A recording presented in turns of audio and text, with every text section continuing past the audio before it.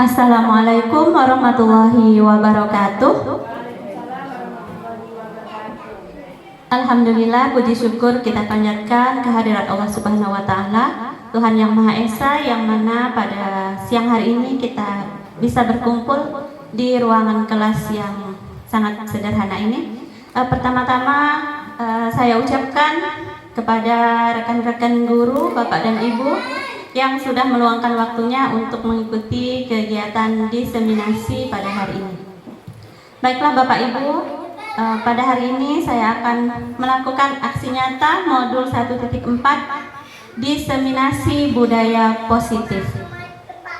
Sebelum kita memulai kegiatan pada hari ini, marilah kita berdoa bersama-sama menurut agama dan keyakinan kita masing-masing.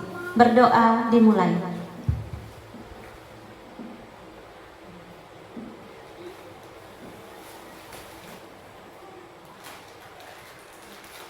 Berdoa selesai. Nah, sebelumnya saya ingin mengenalkan Bapak Ibu kepada tim saya. Nah, ini yang sebelah kanan ada fasilitator Bapak Prasetyo, kemudian yang di tengah itu Bapak Samsul, Bapak pengajar praktik, dan yang sebelah kiri saya sendiri, CGP. Tujuan kegiatan hari ini yang pertama yaitu menerapkan strategi disiplin positif yang memerdekakan murid untuk menciptakan ekosistem sekolah aman dan berpihak pada anak. Yang kedua, menyusun langkah-langkah dan strategi aksi nyata yang efektif dalam mewujudkan terciptanya budaya positif yang dapat mengembangkan karakter murid. Dan tujuan yang ketiga yaitu bersikap reflektif dan kritis terhadap budaya di sekolah dan senantiasa mengembangkannya sesuai kebutuhan sosial dan emosional murid. Agar kegiatan pada hari ini berjalan dengan aman, nyaman, dan lancar, kita akan membuat kesepakatan kelas. Di sini saya sudah menawarkan 2 kesepakatan kelas. Nah, kemudian kita akan berdiskusi bersama membuat kesepakatan kelas ini apakah akan ditambah, dikurangi, ataupun diubah. Yang pertama yaitu saling menghargai. Bagaimana Bapak Ibu? Apakah perlu diubah atau lanjut? Lanjut. Yang kedua, menjadi pendengar yang baik. Ya, seterusnya kira-kira apa lagi kesepakatan kelas kita?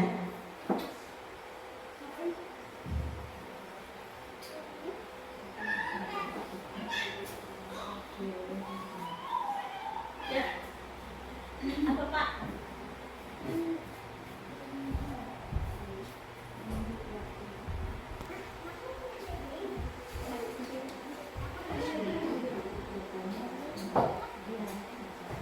Ya, baik, bertanya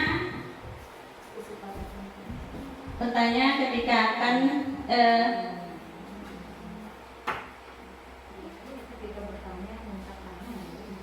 ketika bertanya mengangkat tangan terlebih dahulu, ya.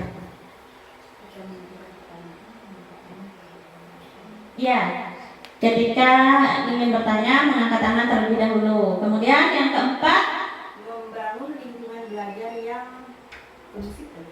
Lingkungan belajar yang kondusif. Tenang, tertib maksudnya ya. Ya. Satu lagi mungkin atau cukup? Oh ya, kalau ingin keluar izin keluar ruangan. Jadi cukuplah ya 5.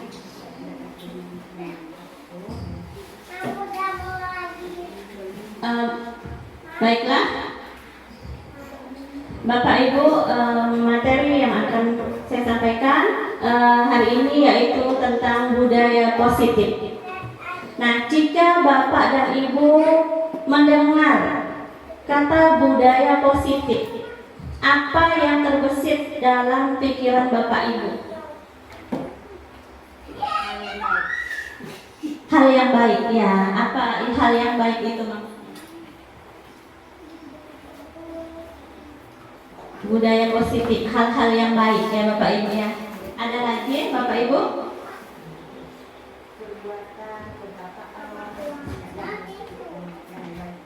Perbuatan perkataan yang positif atau yang baik ya.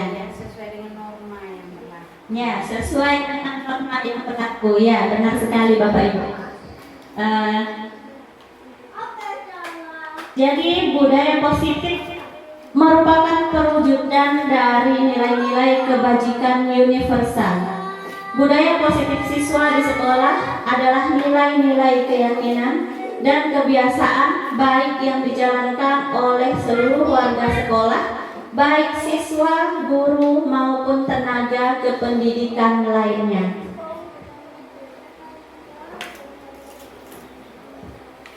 Nah, dalam budaya positif ini ada 6 elemen. Yang pertama, disiplin positif dan nilai-nilai kebajikan universal.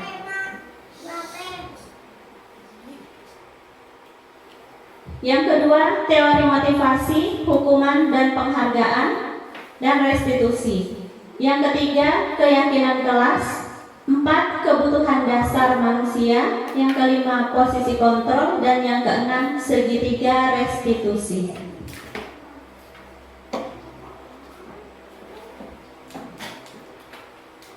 Nah, yang pertama adalah disiplin positif.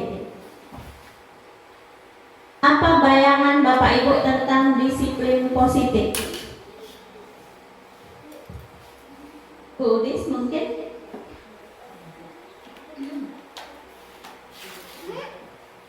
Ya, ketika mendengar disiplin positif, apa yang ada dalam bayangan kita? Atau bisa contohnya, perbuatannya bisa juga.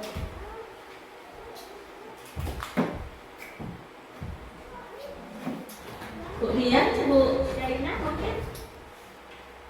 Membentuk siswa yang mandiri. Membentuk siswa yang mandiri.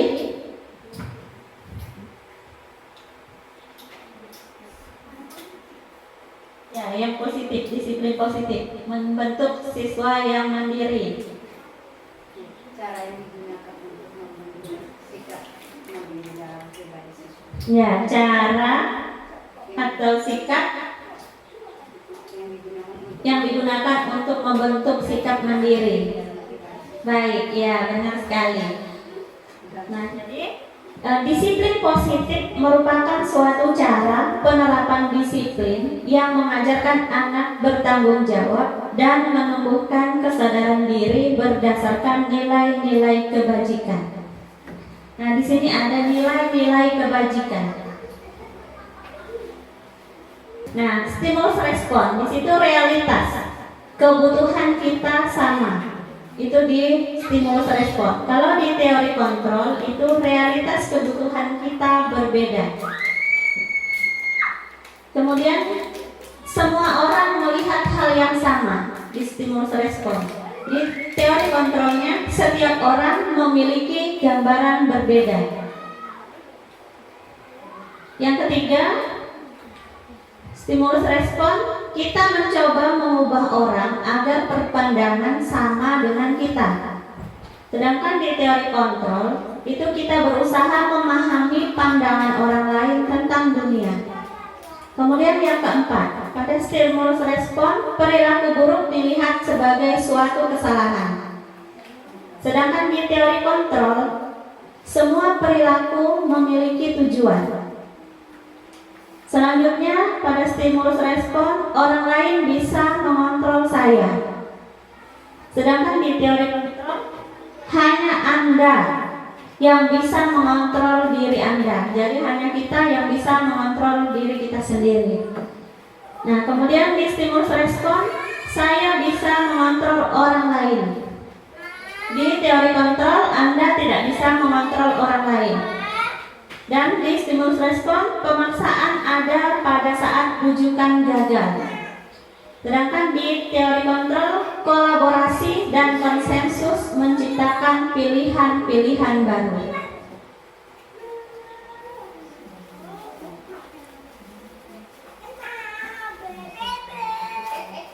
Nah, ini kembali lagi ke tadi nilai-nilai kebajikan. Jadi nilai-nilai kebajikan adalah sifat-sifat positif manusia yang merupakan tujuan mulia yang ingin dicapai individu. Itu menurut Dr. William Glasser pada teori kontrol tahun 1984.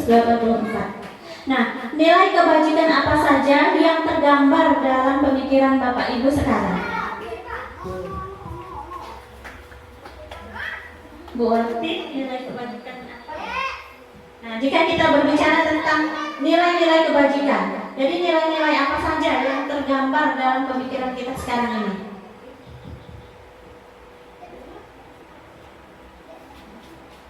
Ya, disiplin misalnya, ramah, apalagi itu? Sopan santun. Ya, Bu Udis? Ya, banyak sekali ya. Jadi yang tergambar dalam pikiran kita dari ramah, sopan santun, ya toleransi, tolong menolong, nah saling menghormati, menghargai, ya banyak sekali ya.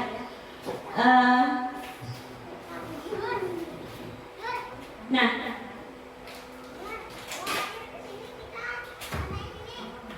profil pelajar Pancasila ini merupakan nilai-nilai universal. Mengapa saya mengambil profil pelajar Pancasila? Karena profil pelajar Pancasila ini akan kita masukkan dalam evaluasi di pembelajaran kita. Yang pertama yaitu beriman, bertakwa kepada Tuhan Yang Maha Esa, dan berakhlak mulia. Yang kedua mandiri, yang ketiga bernalar kritis, yang keempat berkebinekaan global, yang kelima bergotong royong, dan yang keenam kreatif. Nah, nilai-nilai kebajikan yang Bapak Ibu sebutkan tadi, yang banyak tadi, kalau kita pikirkan lagi, kita cermati lagi, itu juga masuk ke sini. Misalnya tolong menolong tadi, ya suka menolong, itu kan berarti masuk ke gotong royong. Baik, nah baik itu kan masuk ke beriman dan bertakwa kepada Tuhan Yang Maha Esa. Orang yang baik itu maka orang yang beriman itu berarti orang yang baik.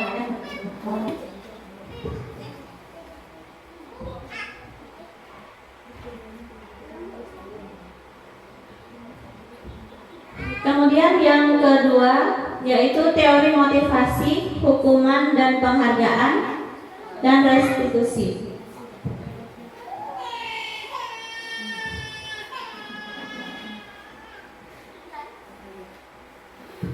Ada 3 motivasi manusia. Yang pertama yaitu untuk menghindari ketidaknyamanan atau hukuman. Jadi di yang motivasi yang pertama ini kita melakukan sesuatu itu karena kita menghindari ketidaknyamanan atau hukuman. Misalnya kita berangkat mengajar. Jadi kita berangkat mengajar itu karena kita menghindari ketidaknyamanan. Tidak enak dengan teman kalau tidak masuk ke kelas. Tidak enak dengan atasan. Nah itu apa yang akan terjadi apabila saya tidak melakukannya, merasa tidak nyaman dan takut hukuman. Nah itu contohnya kalau ke guru, kita sebagai guru. Begitu juga sebagai siswa. Nah kemudian motivasi yang kedua yaitu untuk mendapatkan imbalan atau penghargaan dari orang lain. Apa yang akan saya dapatkan apabila saya melakukannya? Nah ini motivasi ini bersifat eksternal dari luar ya, sama dengan motivasi yang pertama yaitu bersifat eksternal atau motivasi yang bersifat dari luar. Nah yang ketiga motivasi untuk menjadi orang yang mereka inginkan dan menghargai diri sendiri dengan nilai-nilai yang mereka percaya. Akan menjadi orang seperti apa apabila saya melakukan.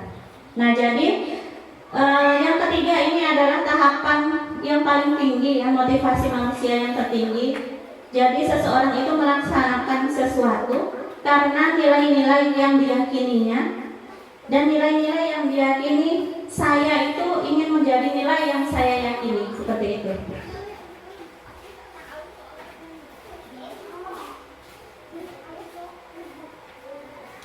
Nah, kemudian hukuman.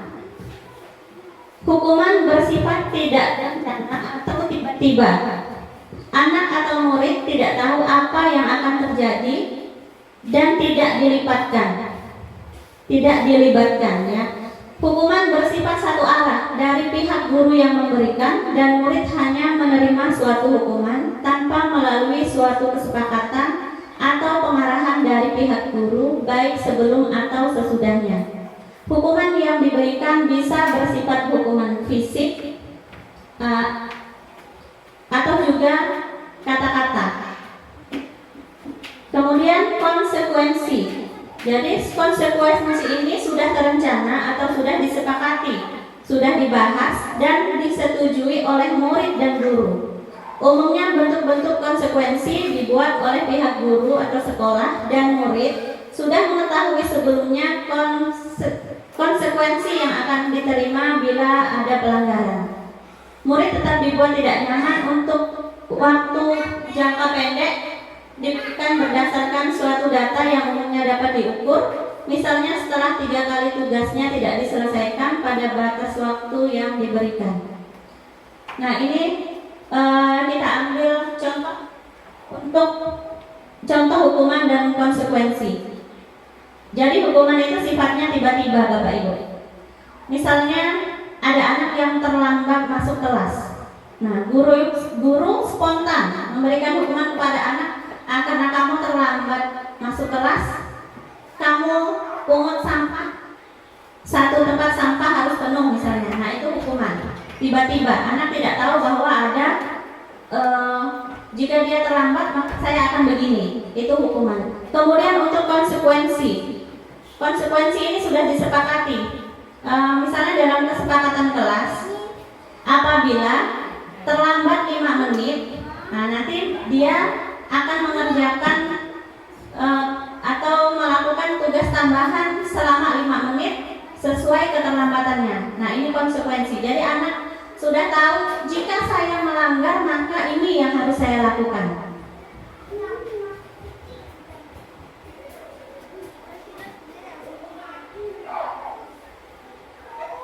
Nah, di sini ada perbedaan hukuman dan konsekuensi.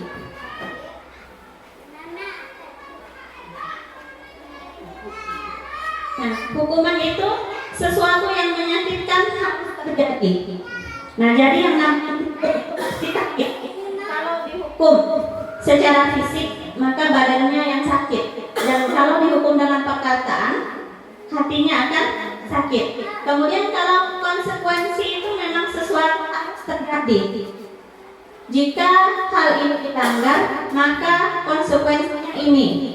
Nah, kemudian yang kedua, hukuman membuat anak sakit fisik maupun hati untuk jangka waktu lama. Mengapa jangka waktu lama, Bapak Ibu? Nah, biasa kalau murid dihukum sakit hatinya lama. Nah, kemudian kalau konsekuensi membuat anak merasa tidak nyaman dalam waktu jangka pendek.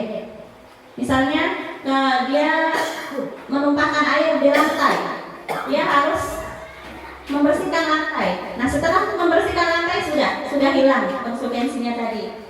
Nah, kemudian yang ketiga, pada hukuman anak membenci kedisiplinan. Karena anak sering dihukum, jadi anak ini merasa disiplin ini beban, ya, tidak nyaman. Sedangkan pada konsekuensi anak menghargai disiplin. Kemudian pada hukuman paksaan, konsekuensi stimulus atau tanggapan. Pada hukuman mendorong anak menyakiti diri sendiri. Pada konsekuensi mendorong anak agar mudah menyesuaikan diri. Kemudian pada hukuman konsep diri yang buruk. Sedangkan pada konsekuensi konsep diri yang baik. pada hukuman, anak belajar untuk menyembunyikan kesalahan. Jadi jika anak bersalah, dia ingin bersembunyi supaya tidak dihukum tadi. Nah, kemudian konsekuensi, anak belajar untuk mematuhi peraturan. Supaya saya tidak mengerjakan tugas tambahan, maka saya tidak terlambat lagi. Nah, itu belajar untuk mematuhi aturan.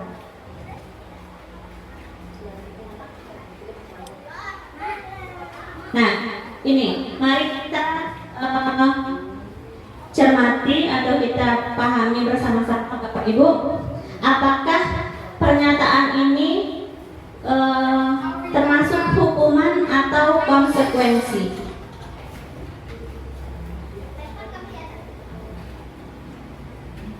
Yang pertama, mencatat 100 kali di dalam buku kalimat, saya tidak akan terlambat lagi karena terlambat ke sekolah. Nah, jadi apakah ini konsekuensi atau hukuman?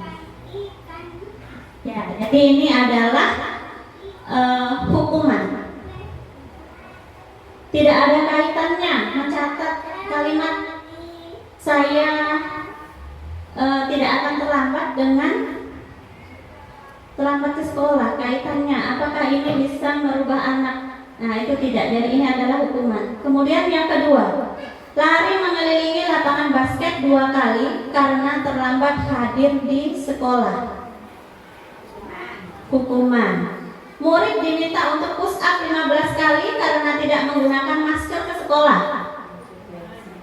Hukuman. Kemudian menggantikan kertas tugas teman yang telah dicoret-coret. Ya, konsekuensi. Membersihkan tumpahan air di meja tulis karena tersenggol pada saat belajar. Konsekuensi. Murid disuruh tidak mengenakan sepatu seharian. Hukuman, ya. Lari mengelilingi lapangan basket 2 kali karena terlambat 10 menit pelajaran PJOK. Ini konsekuensi. Ya, ada kaitannya pelajaran PJOK sama mengelilingi lapangan basket.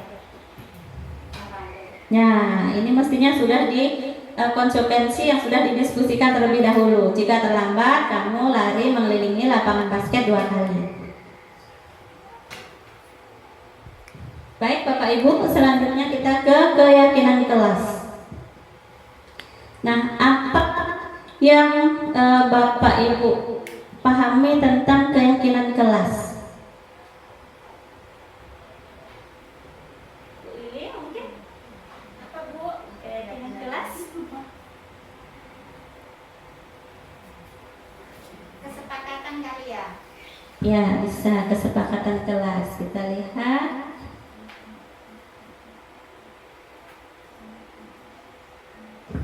Keyakinan kelas berupa pernyataan-pernyataan universal yang mudah diingat dan harus diterapkan di dalam kelas.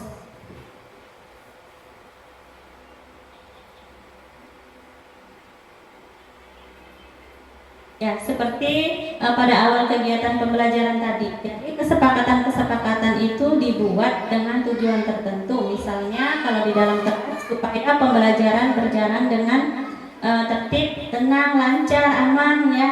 Jadi berisi kesepakatan-kesepakatan. Nah, ini tahapan pembentukan keyakinan kelas. Keyakinan kelas bersifat lebih abstrak dari peraturan. Nah, jadi ada peraturan, ada keyakinan kelas. Mungkin Bapak Ibu bisa menggambarkan apa perbedaan peraturan kelas dan keyakinan kelas. Ya, jadi kalau peraturan biasanya sudah tertulis, dibuat satu arah, sedangkan keyakinan dibuat 2 arah, timbal balik. Jika di kelas ada guru dan murid, maka keyakinan kelas itu dibuat atas kesepakatan guru dan murid. Nah, ini adalah penerapan pembentukan keyakinan kelas di kelas saya. Jadi, guru dan murid berdiskusi bersama membuat keyakinan kelas. Kemudian kita ke yang ketiga, yaitu kebutuhan dasar manusia. Jika mendengar kata kebutuhan dasar manusia, kebutuhan apa saja kita sebagai manusia? Mungkin Bapak Ibu, ya di sini sudah ada ilustrasinya ya.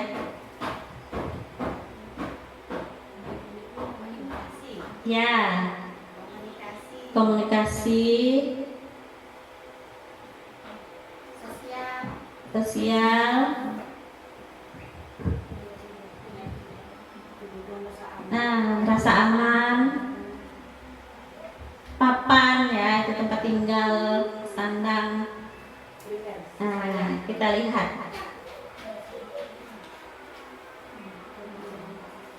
Jadi kebutuhan dasar manusia, yaitu seluruh tindakan manusia memiliki tujuan tertentu. Semua yang kita lakukan adalah untuk mendapatkan apa yang kita inginkan. Ketika mendapatkan apa yang kita inginkan, sebenarnya saat itu kita sedang memenuhi satu kebutuhan dasar kita. Nah, ini kebutuhan dasar manusia. Yang pertama yaitu kebutuhan untuk bertahan hidup. Yang kedua, kebutuhan akan kasih sayang dan rasa diterima. Yang ketiga, kebutuhan akan penguasaan. Yang keempat, kebutuhan akan kebebasan. Dan yang kelima, kebutuhan akan kesenangan. Kebutuhan bertahan hidup atau survival. Jadi kebutuhan ini bersifat fisiologis. Contohnya kesehatan, rumah, makanan, pakaian, dan kebutuhan yang bersifat biologis. Yang kedua, kebutuhan kasih sayang dan rasa diterima. Anak-anak yang memiliki kebutuhan dasar kasih sayang dan rasa diterima yang tinggi biasanya ingin disukai dan diterima oleh lingkungannya. Penguasaan kebutuhan, pengakuan atas kemampuan diri. Nah, ini berhubungan dengan kekuatan untuk mencapai sesuatu, menjadi kompeten, terampil, diakui atas prestasinya, ingin didengarkan, dan memiliki harga diri. Dan anak-anak yang memiliki kebutuhan dasar akan penguasaan yang tinggi biasanya selalu ingin menjadi pemimpin,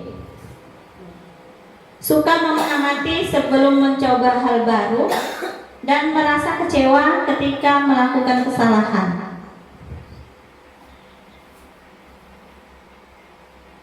Yang keempat, kebutuhan akan kebebasan atau kebutuhan akan pilihan. Kebutuhan akan kemandirian. Kebebasan, memiliki pilihan dan mampu mengendalikan arah hidup seseorang. Nah, ciri-cirinya, mereka banyak bergerak, senang mencoba-coba hal yang baru,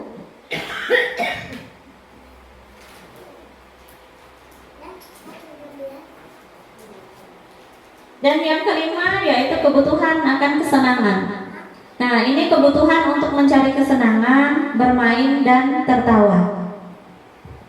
Jadi kita bayangkan kalau kita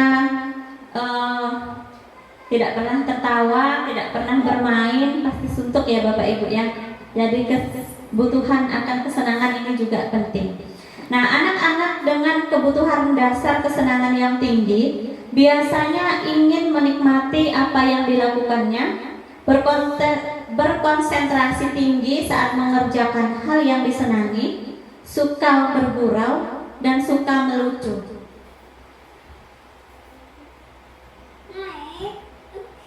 Dunia berkualitas. Nah, tadi di awal ya ada dunia berkualitas. Nah, jadi dunia berkualitas adalah tempat khusus dalam pikiran, tempat menyimpan gambaran representasi diri dari semua yang Anda inginkan. Bisa berisi orang-orang, hal-hal apa saja yang terbaik dalam hidup Anda dan membuat Anda merasa bahagia dan terpenuhi kebutuhan dasar Anda. Jadi kalau ini sudah terpenuhi, maka ini dunia berkualitas.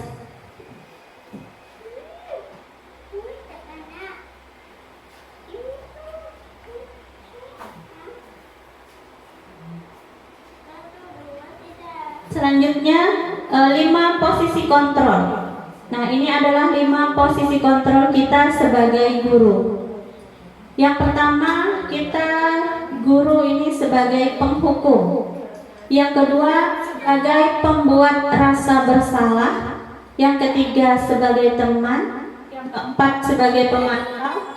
Dan yang kelima, sebagai manajer. Kita akan bahas satu persatu. Nah, ini posisi guru sebagai penghukum. Seorang penghukum biasa menggunakan hukuman fisik maupun verbal. Orang-orang yang menjalankan posisi penghukum senantiasa mengatakan bahwa sekolah memerlukan sistem atau alat yang lebih menekan murid-murid lebih dalam lagi. Guru-guru yang menerapkan posisi penghukum akan berkata, patuhi aturan saya, atau awas, kamu selalu saja salah, selalu, kamu pasti selalu yang terakhir selesai. Nah, ini contoh apabila kita sebagai penghukum.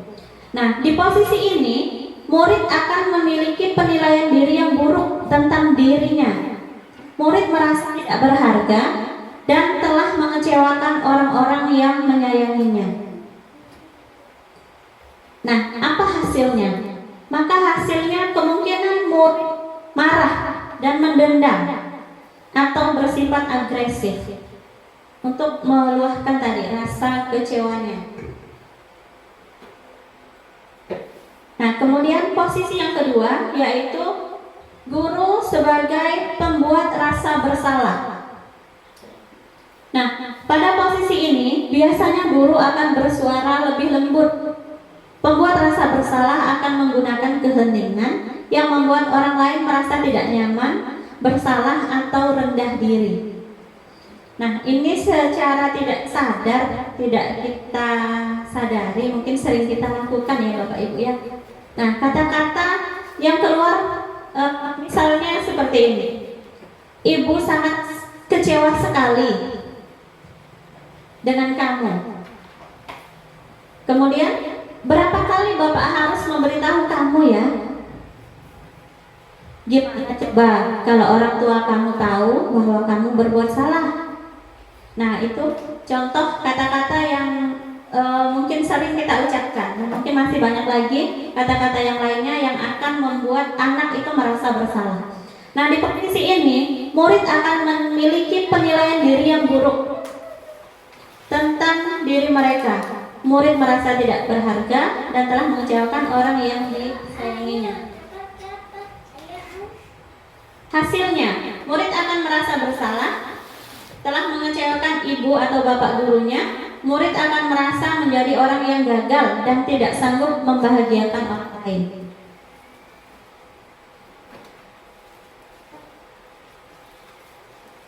Nah, selanjutnya posisi guru sebagai teman.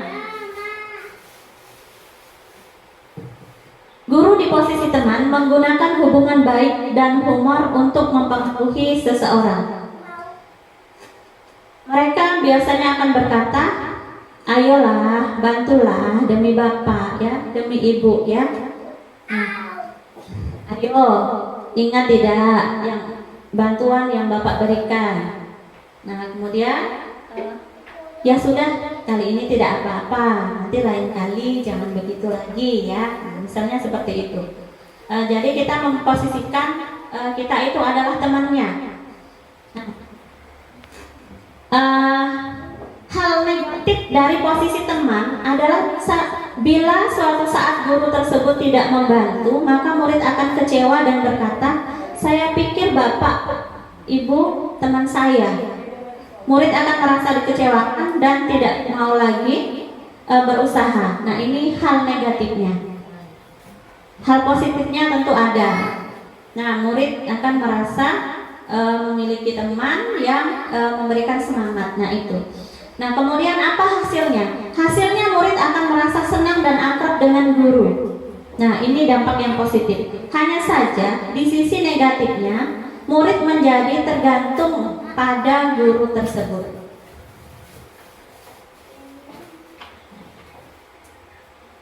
Selanjutnya yaitu posisi guru sebagai pemantau.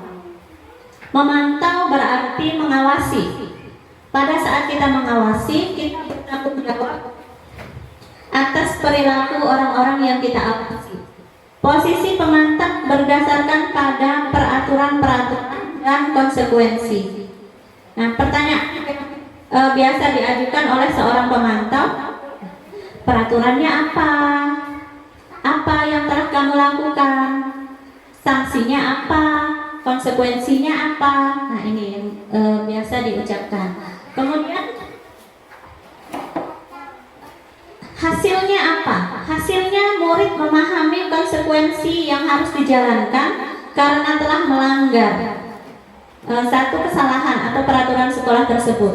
Guru tidak menunjukkan suatu emosi yang berlebihan, menjadi marah atau merasa berbuat salah. Nah, ini jadi posisi guru ini sebagai pemantau. Nah, kemudian di posisi yang terakhir, yang kelima, ini adalah posisi tertinggi guru, yaitu sebagai manajer. Nah, posisi di mana guru berbuat sesuatu bersama dengan murid, mempersilahkan murid mempertanggungjawabkan perilakunya, mendukung murid agar dapat menemukan solusi atas permasalahannya sendiri. Nah, seorang manajer akan berkata, apa yang kita yakini? Kembali ke keyakinan kita. Seperti itu misalnya. Apakah kamu meyakininya? Jika kamu meyakininya, apakah kamu bersedia memperbaikinya? Jika kamu memperbaiki hal ini, menunjukkan apa tentang dirimu? Apa rencana kamu untuk memperbaiki hal ini? Nah, ini pertanyaan-pertanyaan yang bisa diajukan sebagai seorang manajer. Nah, pada posisi manajer, suara guru sebaiknya tulus, ya, tidak perlu marah, tidak perlu meninggikan suara. Nah, apa hasilnya? Nah, hasilnya menguatkan watak atau karakter murid. Dengan dia mengetahui salahnya di mana, sikapnya harusnya seperti apa yang harus dilakukannya untuk memperbaiki kesalahannya. Nah, ini tentu akan menguatkan karakter murid. Murid sadar betul akan nilai-nilai yang diyakininya, bagaimana dirinya akan menjadi orang seperti nilai-nilai yang diyakininya tersebut. Nah, yang terakhir adalah segitiga restitusi. Segitiga restitusi. Nah, apa itu segitiga restitusi? Restitusi adalah proses menciptakan kondisi bagi murid untuk memperbaiki kesalahan mereka, sehingga mereka bisa kembali pada kelompok mereka dengan karakter yang lebih kuat. Ada 3 tahapan segitiga restitusi. Nah, proses segitiga restitusi ini didasarkan pada teori kontrol, yaitu langkah yang pertama, menstabilkan identitas. Teori kontrolnya itu kita semua akan melakukan hal terbaik yang bisa kita lakukan. Kemudian Tahap yang kedua, validasi tindakan yang salah, yaitu teori kontrol tentang semua perilaku memiliki alasan. Kemudian tahap yang ketiga, menanyakan keyakinan. Berdasarkan teori kontrol, kita semua memiliki motivasi internal.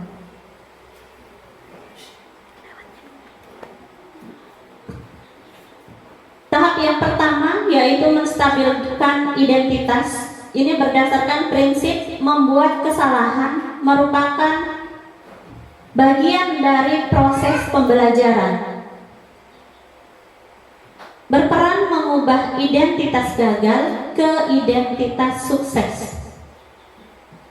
Nah, kalimat yang bisa kita ucapkan ketika kita memberikan restitusi pada tahap pertama, menstabilkan identitas. Misalnya, berbuat salah itu tidak apa-apa. Nah, jadi anak itu kita kuatkan dulu. Mau berbuat salah itu tidak apa-apa. Tidak ada manusia yang sempurna.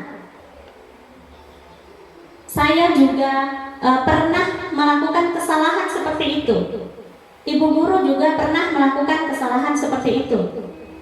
Nah, kita bisa menyelesaikan ini. Bapak Ibu tidak tertarik mencari siapa yang salah, tapi Bapak Ibu ingin menyelesaikan permasalahan ini.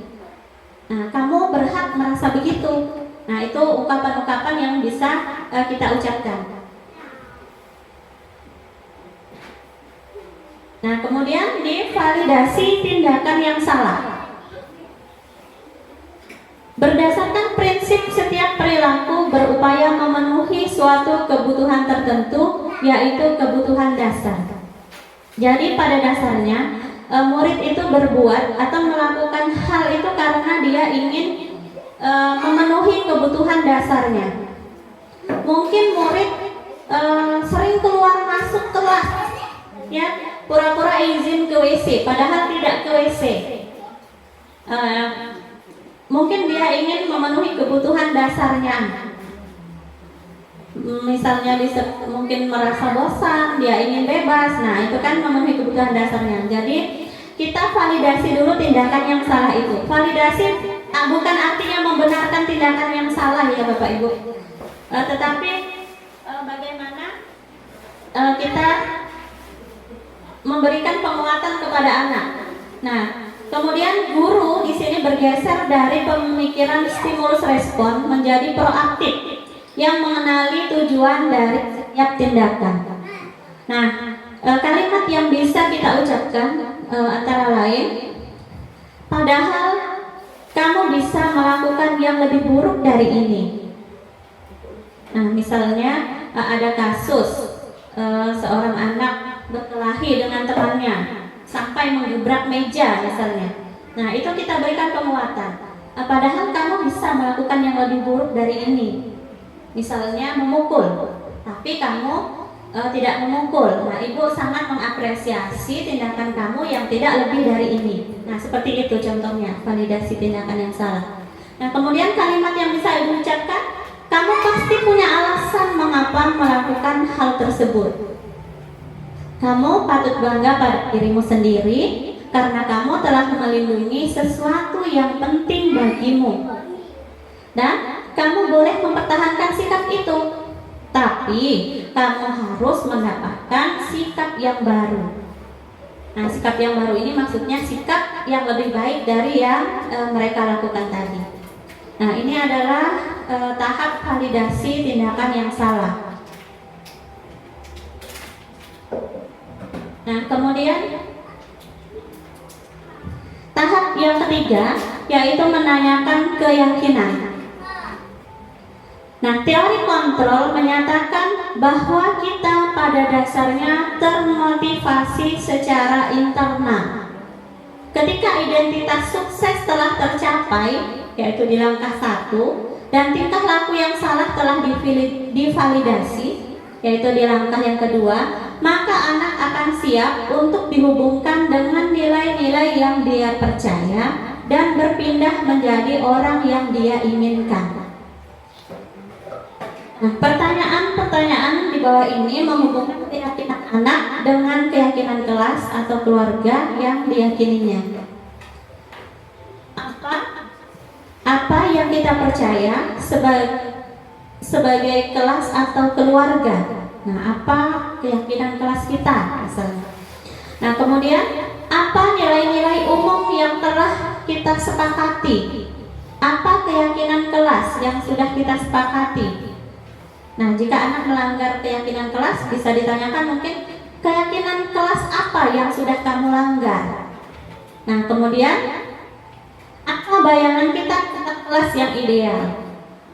Nah, setelah ditanyakan mungkin keyakinan kelas apa yang sudah kamu langgar, apa yang akan kamu lakukan untuk memperbaiki kesalahan atau untuk memperbaiki kesalahan yang sudah kamu lakukan. Nah, kemudian kamu akan menjadi orang yang seperti apa? Nah, itu pertanyaan-pertanyaan yang bisa kita tanyakan pada tahap menanyakan keyakinan. Jadi di tahap menanyakan keyakinan ini, anak akan sadar seperti apa dirinya akan menjadi sesuai dengan keyakinan yang diyakininya. Nah, inilah Bapak Ibu 3 tahapan restitusi. Yang pertama yaitu menstabilkan identitas, yang kedua validasi tindakan yang salah, dan yang ketiga menanyakan keyakinan. Nah, harapannya dengan kita melakukan segitiga restitusi ini, kita berubah. Jika selama ini kita sebagai guru ada di posisi penghukum atau pembuat rasa bersalah, nah kita bisa di posisi manajer yang memberikan kepercayaan, memberikan dukungan, bimbingan kepada anak agar anak itu tidak merasa bahwa apa yang dilakukannya ini salah, saya tidak berharga, saya gagal. Nah, kita bisa menerapkan segitiga restitusi ini. Harapan kita anak-anak kita akan menjadi anak-anak yang lebih baik karakternya, pribadinya, sehingga mereka benar-benar sadar apa yang harus dilakukan dan mereka akan menjadi anak yang seperti apa sesuai dengan keyakinan nilai-nilai yang diyakininya. Demikianlah Bapak Ibu pemaparan yang dapat saya sampaikan. Sebelum kita mengakhiri kegiatan kita pada hari ini, kita akan melakukan refleksi. Refleksinya kita berpedoman pada 4F ya. Jadi peristiwanya apa, pada peristiwa apa, kemudian perasaan kita mengikuti kegiatan hari ini seperti apa. Nah, kemudian pelajaran apa yang bisa diambil dari kegiatan hari ini, dan apa rencana kedepannya Bapak Ibu. Rencana kedepannya ingin seperti apa maksudnya, berkaitan dengan materi yang sudah kita pelajari bersama hari ini.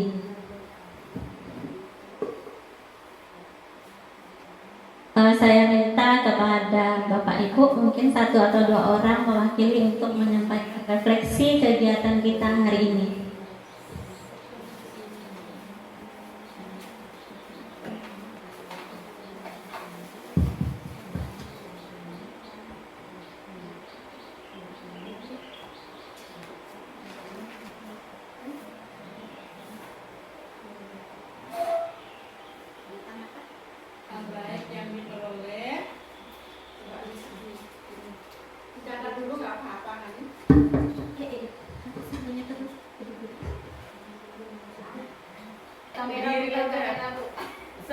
Assalamualaikum warahmatullahi wabarakatuh.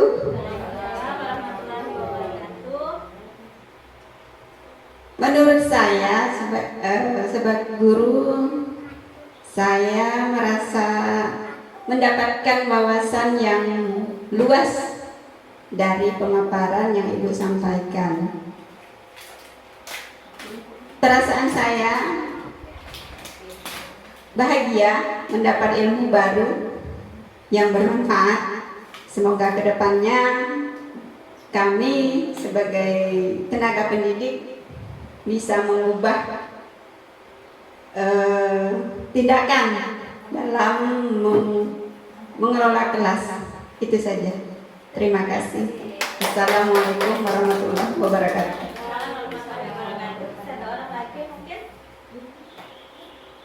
Pak Agus, perwakilan dari Bapak gender.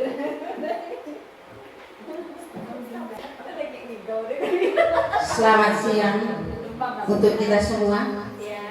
Terima kasih atas kesempatan yang diberikan. Saya sebagai guru agama Katolik, dengan pemaparan materi yang telah Ibu sampaikan tadi sangat bermanfaat dan sudah memberikan pengalaman baru buat saya sebagai pribadi, khususnya di hal positif yang telah Ibu paparkan tadi. Misalnya cara membentuk kemandirian dalam diri siswa. Nah, menurut saya itu sangat penting, sehingga di saat kami memberikan pelajaran untuk siswa dengan materi yang tadi bisa kami aplikasikan di kelas. Itu saja yang bisa saya sampaikan. Terima kasih. Ada lagi? Assalamualaikum warahmatullahi wabarakatuh.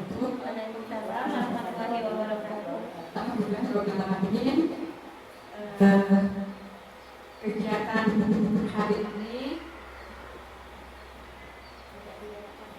bisa berjalan dengan lancar. Terima kasih Kepada Ibu Dani sebagai calon guru penggerak. yang sudah memaparkan materi pada hari ini tentang disiplin positif ya. Nah, terima kasih juga kepada Bapak Ibu guru yang sudah mengikuti kegiatan ini dengan tertib, dengan baik. Nah, saya melihat apa yang disampaikan oleh Ibu Dani hari ini sangat bagus, sangat bermanfaat untuk sekolah ini. Harapan saya ke depannya Bapak Ibu guru bisa memanfaatkan pengetahuan dan wawasan ini di kelasnya masing-masing, sehingga kita mengalami perubahan ke tahap yang lebih baik lagi, yang lebih maju. Nah, kalau dari saya pribadi, dari yang disampaikan tadi memang banyak sekali yang menyentuh dari apa yang sudah saya lakukan selama ini selaku guru, bukan sebagai kepala sekolah tapi sebagai guru. Jadi ketika saya di kelas masih melakukan beberapa sikap sebagai penghukum, sebagai pemberi rasa bersalah. Nah, dengan paparan ini mudah-mudahan, dan ini menjadi keyakinan kita bersama untuk dapat melakukan perubahan pelan-pelan tapi pasti. Kita bersama-sama bertekad untuk melakukan perubahan ke arah yang lebih baik, ya, minimal sebagai guru, sebagai manajer. Demikian umpan balik saya dan refleksi dari kegiatan hari ini. Kalau tentang perasaan, saya merasa sangat senang, sama dengan Bu Lili, bahagia. Jadi hal ini kayaknya memang yang kita perlukan, ya. Beri aplaus untuk Bu Dani. Iya, ya, terima kasih. Assalamualaikum warahmatullahi wabarakatuh.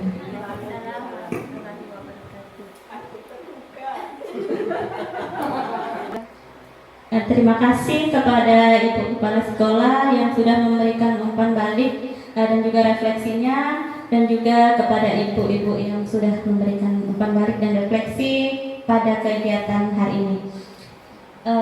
Harapan beliau tadi semoga kedepannya kita bisa berubah ya ke arah yang lebih baik dalam mendidik dan membimbing murid-murid kita semua. Dan harapan saya kedepannya kita akan selalu bisa berkolaborasi untuk mewujudkan apa yang sudah kita cita-citakan. Nah, akhir kata saya mengucapkan mohon maaf yang sebesar-besarnya apabila dalam penyampaian saya hari ini ada kehilapan dan kesalahan yang saya lakukan. Assalamualaikum warahmatullahi wabarakatuh. Selamat siang dan salam sejahtera untuk kita semua. Najwa, ibu mendengar laporan dari teman-temanmu, katanya kamu sudah beberapa kali tidak piket kelas. Benar atau tidak? Iya benar Bu. Seingat kamu sudah berapa kali kamu tidak piket kelas? Sudah 3 kali Bu. Tidak piket kelas itu satu kesalahan, bukan? Baik, setiap orang pasti pernah melakukan kesalahan. Yang terpenting adalah kita belajar dari kesalahan itu dan berusaha untuk memperbaikinya. Setuju? Setuju Bu. Nah, kita cari solusinya ya. Najwa sering tidak piket kelas, pasti ada alasannya. Kenapa sih kamu sering tidak piket kelas?